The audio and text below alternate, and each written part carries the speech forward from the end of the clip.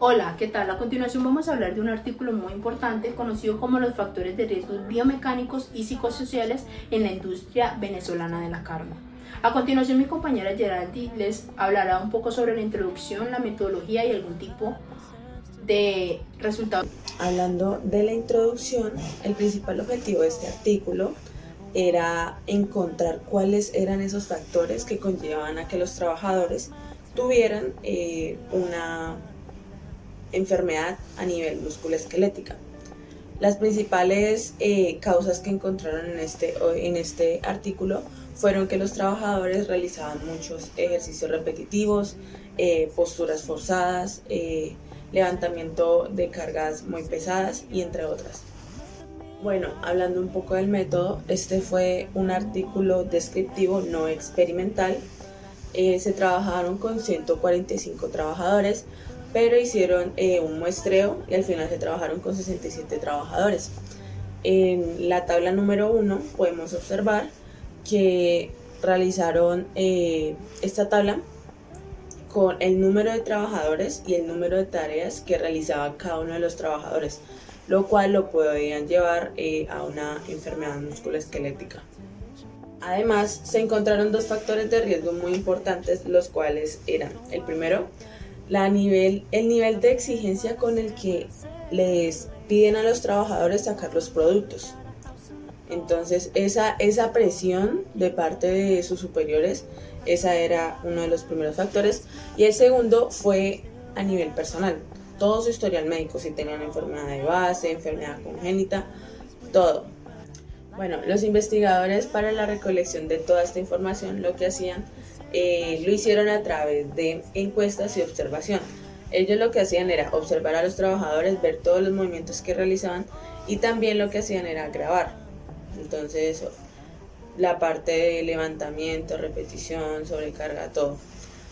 También, para evaluar lo que era la sobrecarga que ellos levantaban, lo hicieron a través del método RULA. Para evaluar lo que era las repeticiones, lo hicieron a través del método OCRA. Y para evaluar lo que era el levantamiento, lo hicieron a través del método NIOSH. Y lo que era el empuje y el arrastre, porque ellos tenían que empujar y arrastrar muchas veces, su postura se veía afectada, lo hicieron a través del método McGraw-View. Ya hablando un poco sobre los resultados, los investigadores dividieron los resultados. Entonces, hablando un poco de la sobrecarga que realizaban esos trabajadores, el cual se evaluó con el método RULA, se encontró, como se muestra en la siguiente tabla, que en la parte de embutidos, de jamones, y en la parte de empaque, ya sea de productos crudos o no crudos, o cocidos y crudos, encontraron pues que era una de las áreas donde más se veía este tipo de sobrecargas.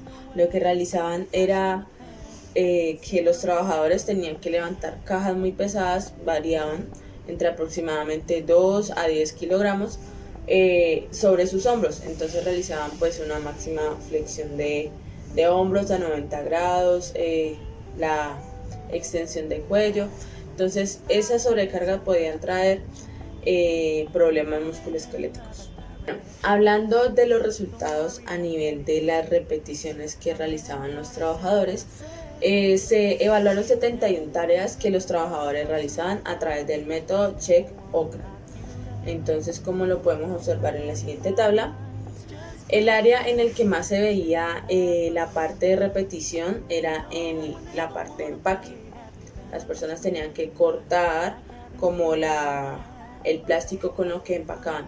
Además, antes de iniciar pues su proceso de empaque, tenían que separar los productos que ya venían. Entonces, todo esos tipos de repeticiones, mucha flexión, extensión de muñeca, la pronosupinación para realizar todo ese tipo de empaques podría pues conllevar a una enfermedad a nivel musculoesquelética, y por eso pues es considerada con la de riesgo más alto. Otro aspecto a evaluar fue el levantamiento de cargas manual, que fue a través del método NIOSH, que los trabajadores realizaron 30 tareas. A partir de ello se evidenciaron los siguientes resultados. En el área de empaque crudo y empaque cocido no se vieron resultados tan desfavorables en comparación a los que se evidenciaron en el almacén de materia prima no cárnica, embutido cocido, embutido crudo y jamones. Sin embargo, cabe aclarar que el estudio hizo énfasis en la carga de los transportes y las descargas, que de cierta manera puede ocurrir un accidente laboral. En cuanto a otro aspecto a evaluar, se tuvo en cuenta el empuje y el arrastre de cargas. Este fue evaluado a través del método Ergo-IF, que los trabajadores realizaron 28 tareas. A partir de ello se obtuvieron 3 resultados. Primero, cabe aclarar que en el área de empaque cocido no se evidenciaron problemas.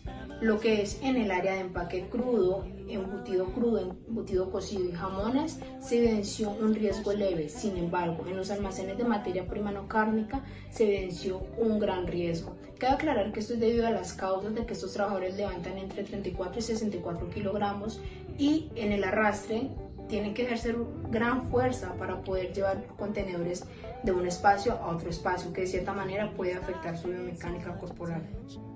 En cuanto a la discusión de este artículo, nos menciona que hay varios factores de riesgo biomecánicos que en un futuro nos pueden llevar a diferentes trastornos musculoesqueléticos.